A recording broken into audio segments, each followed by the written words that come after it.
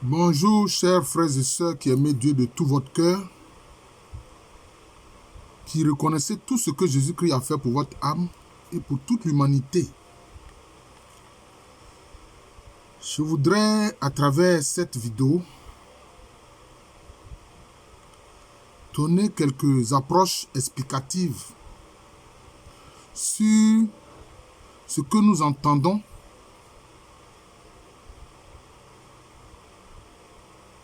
dans la célébration eucharistique, dans la célébration de la messe, quand le prêtre dit « Quand nous serons nourris du corps et du sang du Christ et remplis de l'Esprit Saint, accorde-nous, Seigneur, d'être un seul corps et un seul esprit dans le Christ. » Un seul corps, être un seul corps et un seul esprit dans le Christ. Frères et sœurs bien-aimés, c'est une phrase très profonde, c'est une prière très profonde. Dans la liturgie, il est demandé à ce que le Seigneur, puisque nous avons communié à son corps et à son sang, que nous soyons remplis de l'Esprit Saint et que nous formions un seul corps et un seul esprit dans le Christ. Qu'est-ce qu'il faut entendre par là? Quelle explication on peut en donner? Quand on est rempli de l'Esprit Saint, on est rempli de l'Esprit de Dieu. Et alors, on est membre du corps du Christ. C'est pour ça que nous devenons un seul corps et un seul esprit. Tous ceux qui croient en Jésus-Christ, qui communient à son corps et à son sang, qui sont remplis de l'Esprit Saint, deviennent un seul corps et un seul esprit dans le Christ. Quelle en est la signification? Comment on peut comprendre cela? C'est-à-dire que vous et moi, chacun de nous, qui sommes disciples du Christ, communiant à son corps et à son sang, nous devenons comme un atome. Nous sommes comme un atome, comme une particule, une toute petite particule à l'intérieur du corps du Christ, que les théologiens appellent le corps mystique du Christ.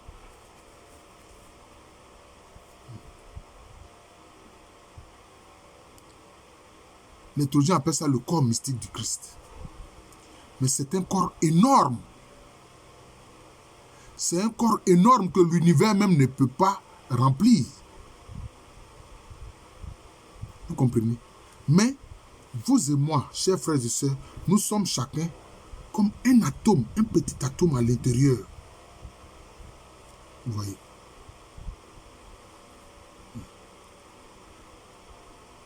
Et comme on est comme un petit atome à l'intérieur de ce corps immense du Christ, on acquiert quoi? On acquiert dans le Christ les capacités d'une particule, d'un atome.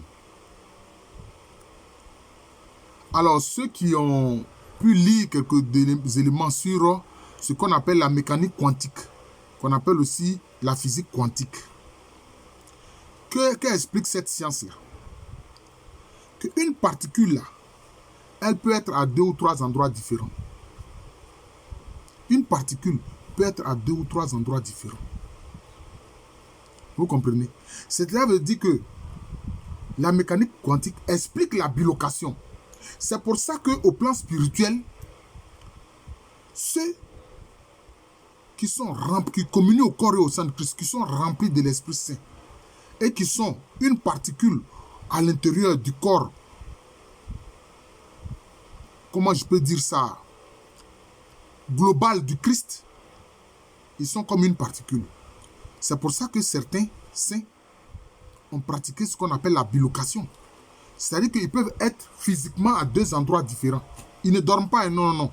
Ils sont à 2 endroits différents et puis ils font 2 choses différentes. Comme on l'a vu avec Saint Antoine de Padoue, comme on l'a vu avec Saint Padre Pio, etc. Vous comprenez? Donc c'est très important, cette prière que les prêtres qui célèbrent l'Eucharistie disent pour nous. Voilà. Donc tu peux faire à la fois tu peux faire alors la bilocation. Voilà.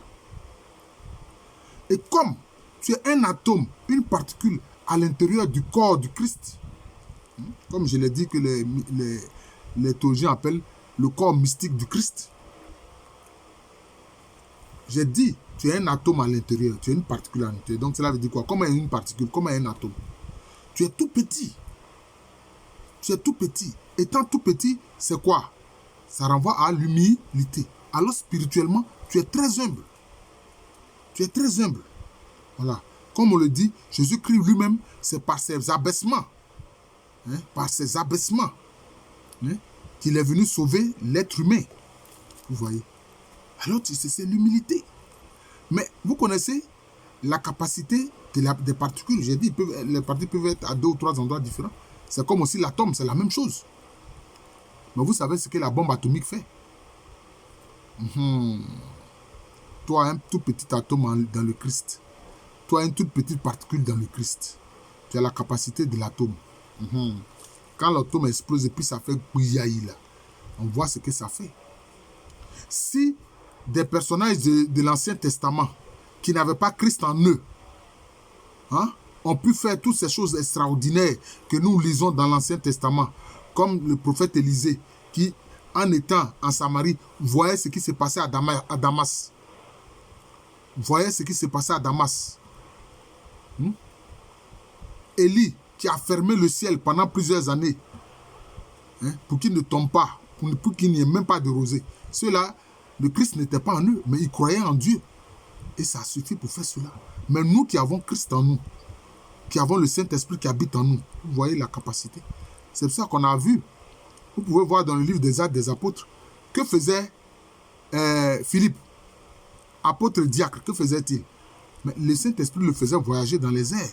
C'est pour ça que Jésus a dit, voilà, celui qui est né de l'Esprit, on l'entend, mais on ne sait ni d'où il vient, ni où il va. Voilà, c'est cela. Mais qui est rempli d'humilité, c'est très important. Alors, tu es tout comme une particule. Tu es tout comme une particule. J'ai fait des notes pour faire cette vidéo-là. Mais aussi, comme vous savez, les particules sont en intrication. C'est-à-dire qu'elles sont en connexion. C'est-à-dire qu'une particule peut être ici, en un point A, et une autre particule en un point B, où ça fait des milliers de kilomètres entre eux, mais ils sont en connexion. Ils sont en connexion. Ils sont en connexion. Et quand on comprend cela, on comprend alors parfaitement ce qu'on appelle la communion du Saint-Esprit. Autrement dit, les chrétiens qui sont en connexion. La communion du Saint-Esprit, c'est-à-dire que les chrétiens, les disciples de Jésus sont en connexion. Ils sont connectés entre eux, comme un réseau de connexion. C'est pour ça qu'il est malheureux quand on voit dans nos communautés des palabres qui surgissent. Voilà. Ces palabres-là mettent en mal la communion du Saint-Esprit, cette connexion qui doit lier tous les disciples de Jésus. Et vous savez ce que Saint Paul l'apôtre a dit. Il a dit que sa vie est toute cachée en Jésus-Christ. Donc la vie du chrétien est toute cachée en Christ. Parce qu'il est comme un atome à l'intérieur du corps du Christ. Je reprends. La vie du chrétien, du disciple de Jésus, est toute cachée en Christ. Car il est comme un atome à l'intérieur du corps du Christ.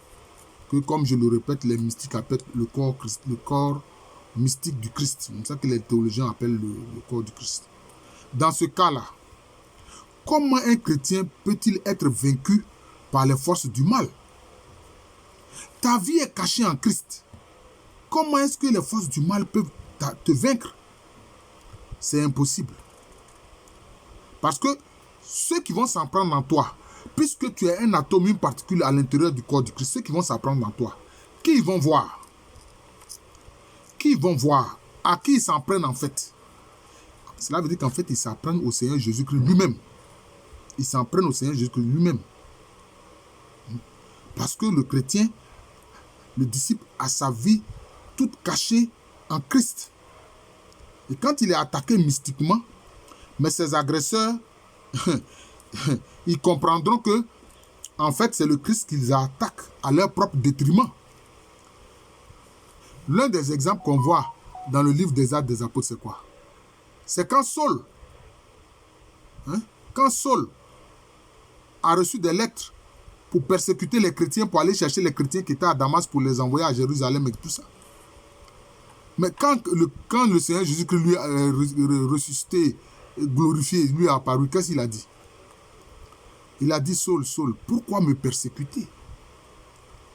Il n'a pas dit, Paul, pourquoi est-ce que tu persécutes mes disciples? Non. Parce que ces disciples sont quoi? Ce sont des atomes, des particules à l'intérieur du corps mystique de Christ. C'est qu'il a dit, Saul, Saul, pourquoi me persécuter? Il dit, mais qui es-tu, Seigneur? Il dit, je suis Jésus, celui que tu persécutes. Donc, les gens doivent savoir, puisque notre vie est cachée en Christ, nous persécuter, c'est persécuter Jésus. Donc, nous ne devons même pas nous inquiéter des persécutions. Voilà. Donc, ceux qui s'attaquent aux chrétiens, ils s'attaquent en fait à Jésus-Christ. Et cela à leur détriment. Parce que Jésus-Christ est notre justice. En outre, il est dit que les chrétiens, quand nous avons mangé, quand nous avons communié, nous les chrétiens, quand nous avons communié au corps et au sang de Christ et rempli de l'Esprit Saint, nous devenons un seul esprit dans le Christ. Nous devenons un seul esprit dans le Christ. Donc cela veut dire quoi? Cela veut dire que l'esprit de chaque disciple de Jésus, l'esprit de chaque chrétien qui a communié au corps, et au sang du Christ, qui est rempli de l'Esprit Saint, est une copie en miniature de l'esprit du Christ. Mon esprit est une copie en miniature, une copie atomique de l'esprit du Christ. Ma soeur, ton esprit est une copie particule de l'esprit du Christ. Voilà, c'est cela. Et c'est ainsi que tous, nous sommes ainsi rassemblés dans la communion, qui est la communion même du Saint-Esprit. Voilà, qui est la communion du Saint-Esprit. Cela veut dire quoi? Cela veut dire que personne ne peut manipuler l'esprit du chrétien. Personne ne peut manipuler l'esprit du chrétien. Pourquoi? Parce que son esprit prend sa source dans quoi? Dans l'esprit du Christ et dans la communion de l'Esprit Saint. Je répète, nul ne peut manipuler l'esprit du chrétien qui communie au corps et au sang du Christ qui est rempli de l'Esprit Saint. Pourquoi? Parce que son esprit atomique là, son esprit particule là, prend sa source dans l'esprit du Christ et dans la communion de l'Esprit Saint. C'est pourquoi son esprit est comme Jésus a dit, celui qui est né de l'esprit est comme l'esprit. Il souffle là où il veut. On l'entend, mais on ne sait nous d'où il vient, d'où il va. Mais moi je dirais que de dire qu'il souffle comme il veut, il souffle là où l'Esprit de Dieu le conduit. Parce que nous sommes conduits par l'Esprit de Dieu. Le Seigneur nous laisse tellement de liberté, il dit que nous pouvons souffler comme là où nous voulons. C'est parce qu'il nous fait comprendre qu'il nous laisse la pleine liberté. C'est en Christ, c'est en Dieu qu'on a la liberté. Les gens n'ont rien compris à la liberté. C'est en Dieu, en Christ qu'on a la liberté. C'est comme ça. Et on souffle là où nous conduit l'Esprit de Dieu. Là où l'Esprit de Dieu nous conduit. On le voit encore, cela avec Philippe. Quand l'Esprit de Dieu l'a transporté depuis la Samarie jusque sur la route de Gaza, où il y avait cet eunuque éthiopien là, qui était en train de lire un passage du livre du prophète Ésaïe, qui ne comprenait pas. Et Philippe a été transporté depuis la Samarie jusque sur la route de Gaza pour rejoindre ce fonctionnaire de la reine éthiopienne.